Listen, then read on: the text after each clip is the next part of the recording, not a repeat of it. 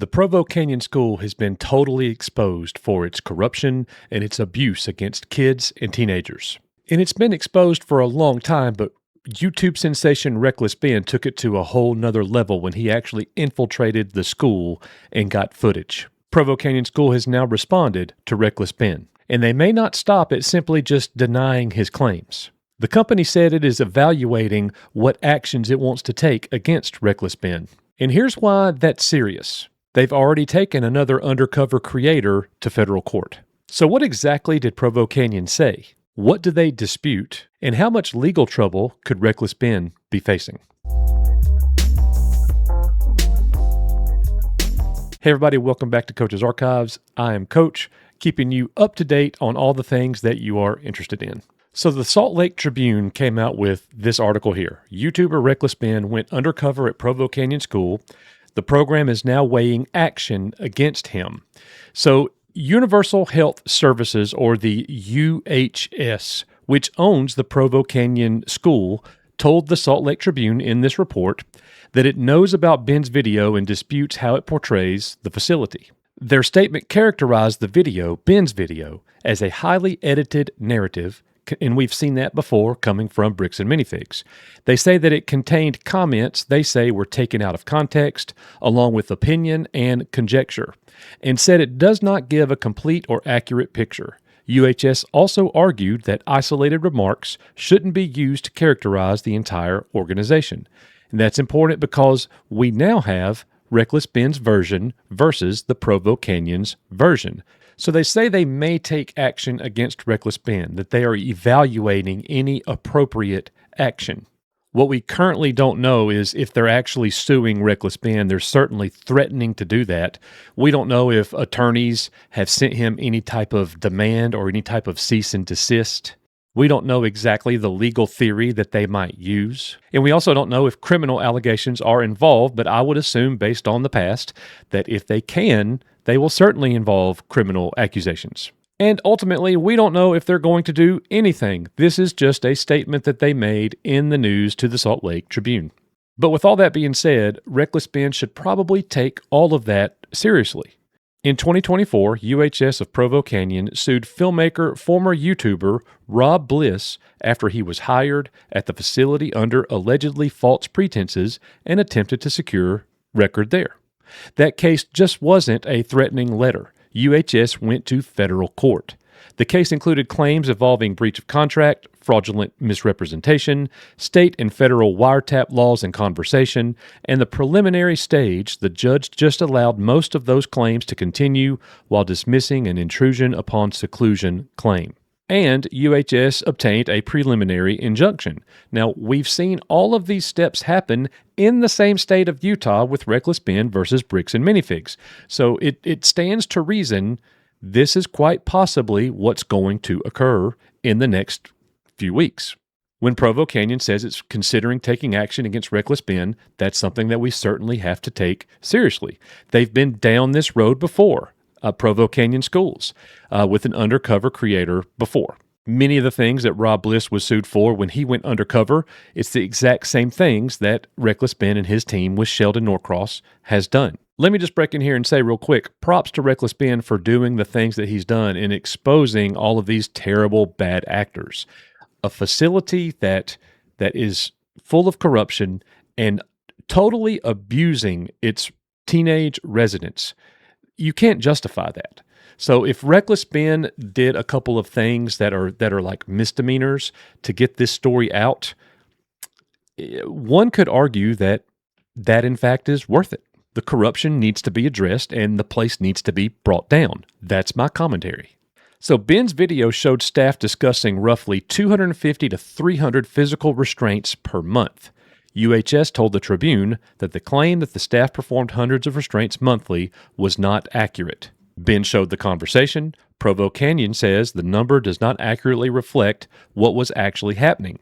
At this point, we don't have the underlying restraint records necessary to independently settle that dispute. But I am of the mind that you're just going to take them at their word.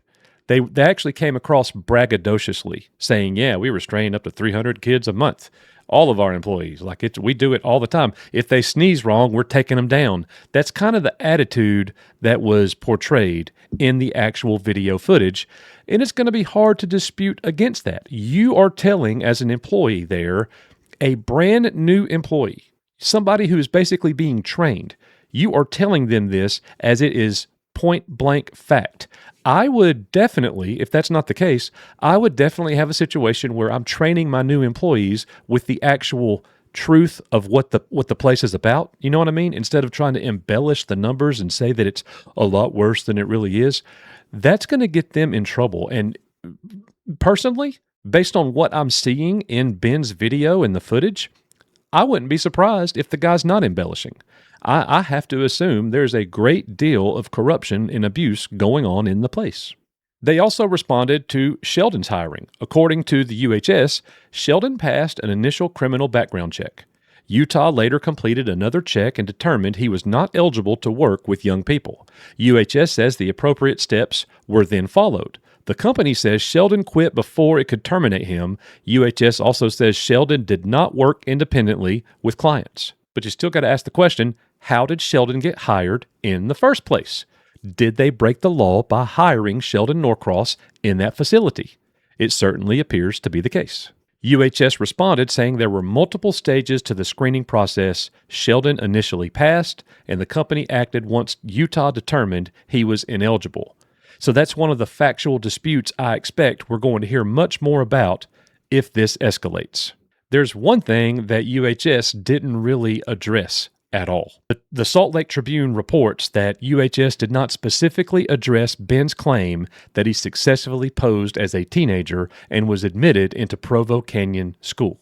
That is striking because it's probably the most outrageous part of the entire stunt. A 30-year-old man dressing as a 17-year-old.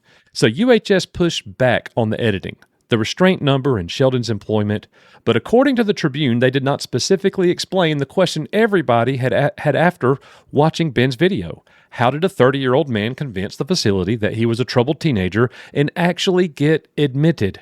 Also, according to the Tribune, Paris Hilton has actually given a fresh update to Ben's situation. She posted about Ben's investigation and described what she saw as disturbing, while saying she was impressed by his efforts to show what was happening. She also responded to staff comments about her captured in Ben's footage and said those comments strengthened her determination to continue advocating on the issue. So Paris Hilton has been fighting Provo Canyon School for years. Ben infiltrates it. Now Hilton publicly acknowledges Ben's investigation. There could be a developing story there, so I will certainly keep my eye on that part. So we also have to admit and make sure that everybody understands, as awesome as Reckless Ben is, he does such great work, but he is not the reason that Provo Canyon School initially shut down. Utah regulators revoked the Springville campus license in July and later revoked the Provo campus license.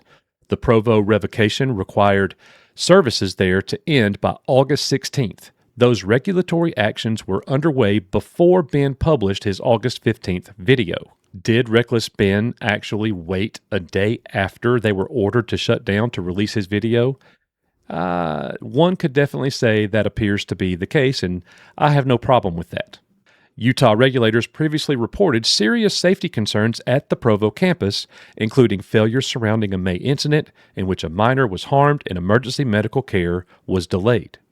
So Ben didn't get Provo Canyon shut down. The state's action actually came first, and we got to make sure we get that right. No matter what happens with the case, we'll continue to update you on it and see where this goes. I would certainly predict that something is going to happen. If they think they have a strong case against Reckless Ben, some type of suit is going to be filed, and we'll be watching that. But again, props to Ben for exposing a corrupt and abusive situation where a private school or facility is taking in these kids and just flat out abusing them. And also props to Paris Hilton for following up and commenting on Reckless Ben's expose. Thanks for being here at Coach's Archives. We will keep you guys updated on everything that you guys care about: investigations, crime, drama, entertainment news, everything going on around the world. Thanks for being here. We'll see you guys on the next one.